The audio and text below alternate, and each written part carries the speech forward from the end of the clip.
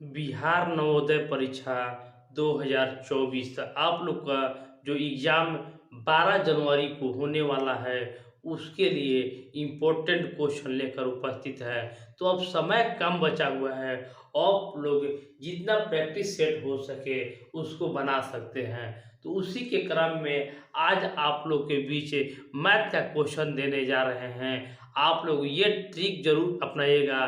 कम समय में आप लोग देखिए 20 क्वेश्चन होता है मैथ का। 20 क्वेश्चन मात्र आप लोग 10 से 12 मिनट में बना सकते हैं। तो ये ट्रिक अगर अपनाइएगा तो चलिए हमारे चैनल के माध्यम से आप लोग सीख लीजिए और आपको अच्छा लगे तो अपने दोस्तों को भी ज़रूर शेयर कर दीजिएगा। परीक्षा में आप लोग को बहुत ही मदद देने वाला है। तो शुरू करते हैं हम अपना वीडियो। देखिए आप लोग के लिए नया बुक लेकर उपस्थित है। तो देखिए आप लोग को बीच नया क्वेश्चन आप लोग को मिलने वाला है। पहला क्वेश्चन जो है कि 16,813 को अंकों में कैसे लिखा जा सकता है। तो देखिए क्वेश्चन आप लोग के बीच सामने है। अब इसको बनाएंगे कैसे, आइए सीख लेते हैं। 16,813 को अंकों में कैसे हम लिखेंगे। तो सबसे पहले हम इकाई, देखिए इकाई से शुरू करना है। इकाई, दहाई, सैकड़ा, हजार, 10,000, लाख और 10 लाख। आप लोग को यहाँ पर दिया हुआ है, देखिए 10 से ज़्यादा है इसलिए हमको 10 लाख लेना पड़ा। तो कह रहा है कि 16 लाख है, तो यानी 10 से ज़्यादा है। तो यहाँ पर डायरेक्ट हम लोग 16 लिख देंगे। अब 16 लाख कह रहा है, उसके बाद कह रहा है कि 813। तो 813 हम लोग जानते हैं कि 813, 813 जो जो संख्या खाली रह गया, देखिए ये संख्या खाली रह गया और ये संख्या खाली रह गया।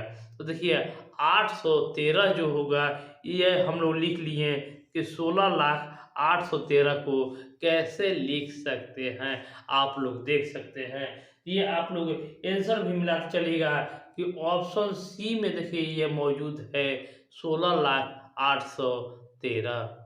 दूसरा प्रश्न है कि एक कार पार्क में 14 पंक्तियां है, प्रत्येक पंक्ति में 420 कारें को खड़ा करने का स्थान है, तो पार्क में कुल कितने कार खड़ी हो सकती हैं। मान लीजिए कि एक पार्क है उसमें कह रहा है कि 14 पंक्ति हैं। तो इसी तरह मान लीजिए कि कुल 14 पंक्ति है और एक कार में एक पंक्ति में है जो वो 420 गो कारें खड़ा हो सकती हैं। उसी तरह ये टोटल जो पंक्ति हैं वो 14 है, तो कितने कारें खड़ा हो सकती हैं। तो आप लोग 420 में 14 से गुना कर देना है। 420 में 14 से गुना कर देना, आ जाएगा 5880। 5880 कार, इतना आप लोग को आ जाएगा। यह क्वेश्चन भी इम्पोर्टेंट है। देखिए क्वेश्चन है कि एक संख्या 50 से कम 7 की गुणज कुल 3 गुणनखंड और तो यह संख्या ज्ञात कीजिए। देखिए ऑप्शन भी आप लोग को दिया गया है, ऑप्शन भी दिया गया है। देखिए 14 है, बी में 42 है, आगे हम लोग देखेंगे तो 49 है और यहाँ पर 70 है।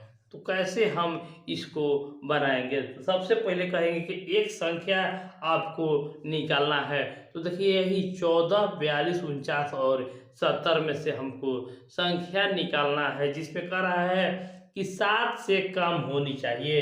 तो देखिए 7 से कम कौन कौन है, तो 14 है, 42 है, 49 है, लेकिन ये 70 नहीं है। तो 70 को हटा दीजिए, 70 को हटा दीजिए, अब 3 बचेगा। तो 7 की गुणज हो गया, तो 7 गुणज सभी हैं। देखिए 7 का गुणज सभी है। कह रहा है कि कुल 3 गुणनखंड होना चाहिए। तो यहाँ पर हम लोग देखेंगे कि 14, 42 और 49। यहाँ पर देखेंगे तो 7 गुने 2 गुने 1 होता है। बस यही इसका सिर्फ एक गुणनखंड हुआ। और 42 के देखेंगे तो 7 गुने 2 और गुने 3 होता है। पुनः हम लोग देखेंगे यहाँ पर 6 सत्ते 42 होता है, 6 सत्ते 42 होता है। और आगे हम लोग देखेंगे तो एक और गुणनखंड इसका हो सकता है, ये होगा, देखिए 21 गुने 2 होता है, 21 गुने 2 होता है, यानी इसका देखिए इसका 3 गुणनखंड हो गया। उसी तरह हम लोग 49 का देखेंगे, ये होता है 7 गुने 7।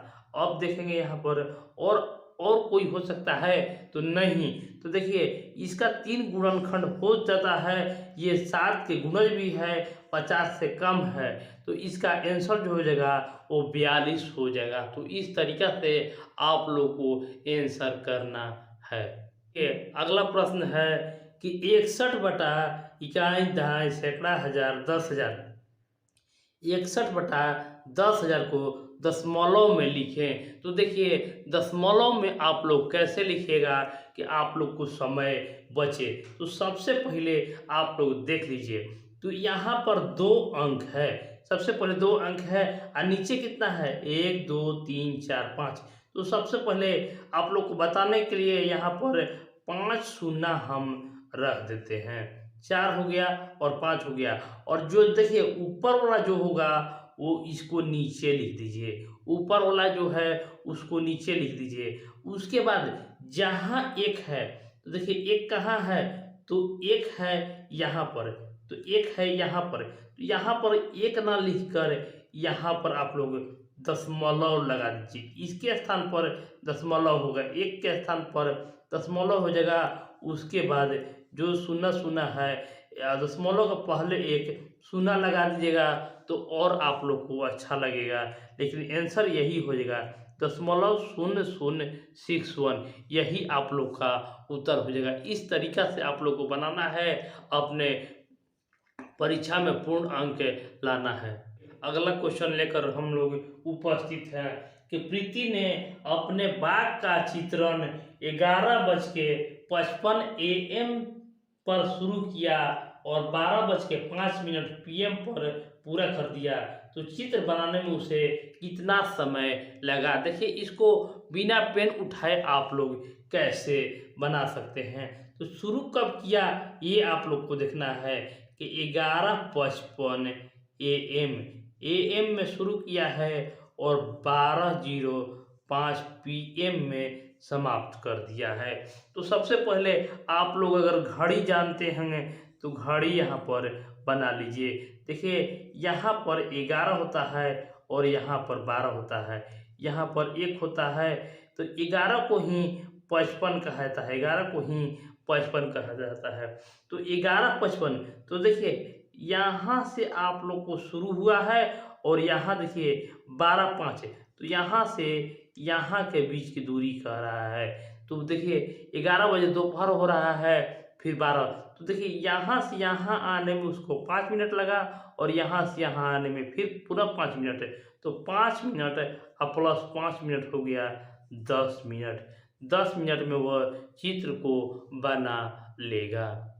अगला प्रश्न है कि संख्या 214.56 के 5 का स्थानीय मान ज्ञात कीजिए। संख्या देखिए दिया हुआ है 214.56, तो इसमें कह रहा है कि 5 का स्थानीय मान ज्ञात कीजिए। तो देखिए 5 का स्थानीय मान ज्ञात करना है, लेकिन यहाँ पर दशमलव लगा हुआ है, तो दशमलव को हम लोग कैसे हल करेंगे।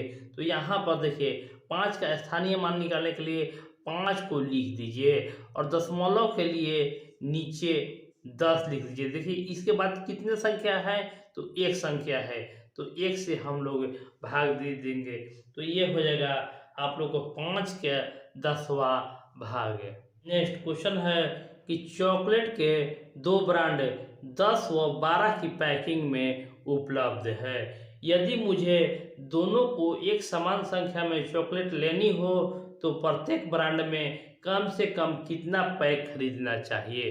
तो देखिए ये ऑप्शन के आधार पर बनेगा कि देखिए यहाँ पर 10 और 12 के संख्या में तो दोनों को कितना कितना संख्या में लेना है, तो ये आप लोग ऑप्शन के आधार पर बनाइएगा कि अगर इसको देखिए ऑप्शन में दिया है कि 10 का अगर 6 लेते हैं तो ये 60 हो जाता है, और 12 का हम लोग 5 लेंगे ये भी 60 देता है। मतलब कि बराबर बराबर हमको सब संख्या में चॉकलेट लेना है, तो 10 का 6 ले लीजिए और 12 का 5 ले लिए, तो ये आप लोग को 60-60 प्राप्त हो जाएगा, यानी ऑप्शन बी आप लोग का सही है। अगला प्रश्न लेकर उपस्थित है आप लोग के बीच की 1/24 माइनस 1 प्लस 7/36 को हल करें। तो देखिए कैसे हम इसको हल करेंगे। तो सबसे पहले 24 को 1 से गुना कर दीजिए और माइनस देखिए प्लस जोड़ दीजिए 1, यहाँ पर हम करेंगे तो 25/24 हो जाएगा, और इसमें -1 कर दीजिए आप प्लस 7/36 कर दीजिए। अब इसको हम लोग हल करेंगे, तो देखिए इसमें अब अगर आप लोग हल कीजिएगा तो देखिए 25 माइनस 24/24 हो जाएगा, और उसी तरह यहाँ पर 7/36 हो जाएगा, 7/36 हो जाएगा। तो अब आप लोग हल कीजिए तो देखिए 1/24 यहाँ पर प्लस हो जाएगा 7/36। अब इसको हल कर दीजिए, दोनों का एलसीएम होगा तो ये हो जाएगा 72। तो 72 में 24 से भाग दीजिएगा तो 3 आएगा, तो यहाँ पर 3 लिख दीजिए, और यहाँ पर देखिए यहाँ पर आप लोग भाग दीजिएगा तो देखिए 2, तो 14 हो जाएगा। और उसी तरह हम लोग इसका आंसर होगा 14 3 17, 17/72, यही आप लोग का उत्तर हो जाएगा, जो आप लोग को ऑप्शन ए में मौजूद है। तो अगला प्रश्न लेकर उपस्थित है आप लोग, क्वेश्चन देख सकते हैं कि 2 दशमलव का गुणनफल 14.837 है। यदि उनमें से एक 4.1 है तो दूसरा दशमलव ज्ञात कीजिए। देखिए टोटल जो है a गुने b हमारे पास दिया हुआ है, और एक a दिया हुआ है और एक b निकालना है। तो इसका मान जो देखिए दिया हुआ है 14.837, वहीं a का मान दिया है 4.01 गुने b।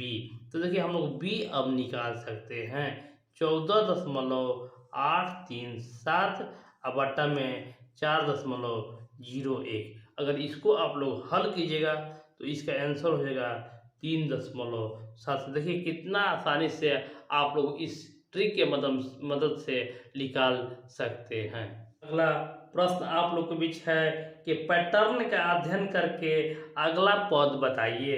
तो देखिए पहला पद है 5, दूसरा है 15, तीसरा है 25, चौथा है 35, उसके बाद है 45। देखिए सभी में 10 10 10 10 का अंतर जा रहा है, तो जो अगला पद होगा वो 55 हो जाएगा। उसी तरह हम नीचे का भाग देख रहे हैं, तो सब में जो संख्या है उसी से गुना करके वर्ग निकाल दिया जा रहा है।